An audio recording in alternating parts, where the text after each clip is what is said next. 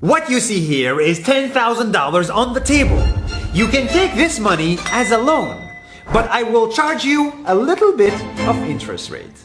Like most people, you take the money and you go buy a nice car. But in 10 years, it's time to pay me back. And because of interest rates, now you owe me $20,000 and not 10. You will say, I don't have money to give you.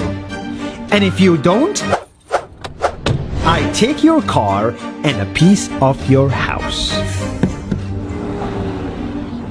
Damn. This is how debt works. And after 3 years of traveling the world, I noticed that this is exactly what China is doing. For example, take the small island nation of Sri Lanka. This developing country needs money and China has a lot of it.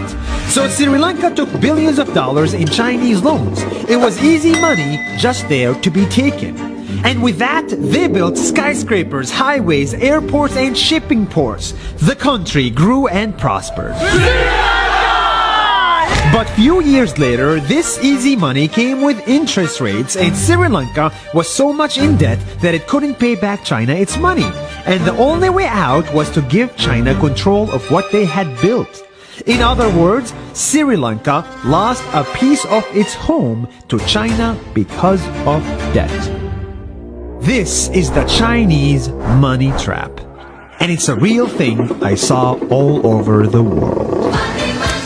In Papua New Guinea, I saw $2 billion in loans given by the Chinese to build skyscrapers, infrastructures, and ports.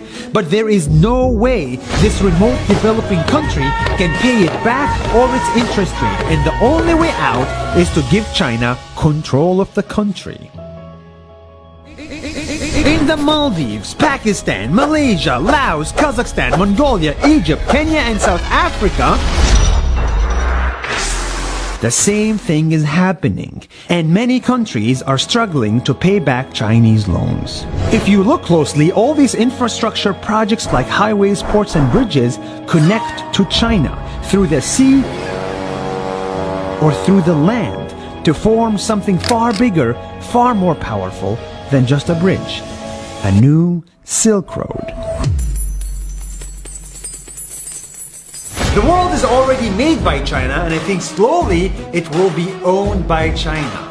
Don't get me wrong, building bridges, ports, highways, and airports is a great thing for the people and the country, but they come at a very high cost. And when these countries can't pay back the loans, these countries will lose their homes. One thing my parents had taught me is that there's no such thing as a free lunch or a free ride.